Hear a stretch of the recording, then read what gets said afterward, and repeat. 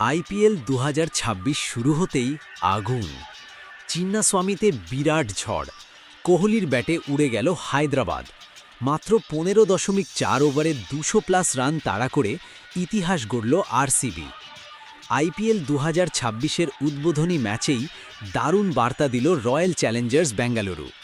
ঘরের মাঠে সানরাইজার্স হায়দ্রাবাদকে ৬ উইকেটে হারিয়ে দুর্দান্ত শুরু করল আরসিবি। প্রথমে ব্যাট করতে নেমে হায়দ্রাবাদ তোলে ২০১ রান, ৯ উইকেট হারিয়ে। দলের হয়ে ঈশান কিষান খেলেন ঝড়ো ইনিংস, মাত্র ৩৮ বলে ৮০ রান। তবে নিয়মিত উইকেট পড়ায় বড় স্কোর হলেও চাপ তৈরি করতে পারেনি এসআরএইচ। আরসিবির হয়ে বল হাতে দারুণ পারফরম্যান্স দেখান জেকব ডাফি ও রোমারিও শেফার্ড। দুজনেই নেন ৩টি করে গুরুত্বপূর্ণ উইকেট, যা ম্যাচ ঘোরানোর বড় ভূমিকা রাখে। ২০২ রানের বিশাল লক্ষ্য তাড়া করতে নেমে শুরু থেকেই আক্রমণাত্মক ছিল আরসিবি। বিরাট কোহলি ৩৮ বলে ৬৯ রান, ৫টি চার, ৫টি ছক্কা, পুরো স্টেডিয়াম যেন কাঁপিয়ে দেন কিং কোহলি। অন্যদিকে দীপদত্ত পাডিক্কাল খেলেন ২৬ বলে ৬১ রানের ঝড়ো ইনিংস।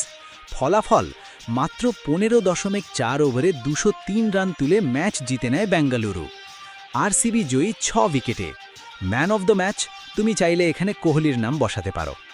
এই দুই দল আবার মুখোমুখি হবে ২২শে মে ২০২৬ হায়দ্রাবাদের রাজীব গান্ধী আন্তর্জাতিক স্টেডিয়ামে। এই রকম আরও আইপিএল আপডেট পেতে চ্যানেলটা সাবস্ক্রাইব করো। ক্রিকেটের সব বড় খবর সাথে থাকো।